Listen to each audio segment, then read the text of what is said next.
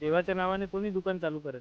बरोबर. सगळ्यांनी केलंय. पण हिंदू धर्म असा आहे की आज सुद्धा तो बोलतो की साक्षात्कार हे महत्वाचं.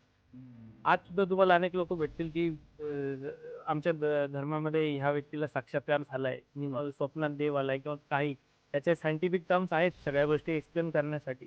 परंतु साक्षात्काराला खूप जास्त महत्व आहे, अनुभवाला महत्व आहे की त्याने ते चराचरातला ईश्वर एक्सपिरियन्स केलाय की ते.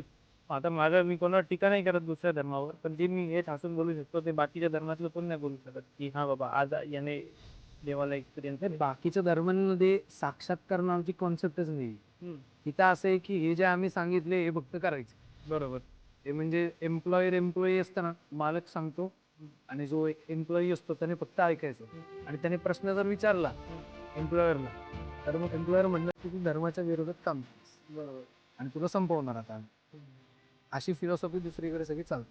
आणि हिंदू धर्मात हेच फीचर आहे. तुम्ही हा चांगला मुद्दा उचलला की डिस्कशनला खूप जास्त महत्व आहे. Debate discussion. आणि ते डिबेट डिस्कशनचे पण रूल्स वरती बुक्स लिहिले आहेत. या हे पॅरामीटर तुम्ही अचीव केले पाहिजे तर तुमचं डिबेट ती फ्रुटफुल मानली जाईल. तुम्ही काहीतरी फालतू काहीतरी आर्ग्युमेंट घेऊन येणार आणि वेड्यासारखी काहीतरी बोलणार, त्याला काही अर्थ नाही. तुम्ही ते पॅरामीटर्स केले पाहिजे त्यासाठी.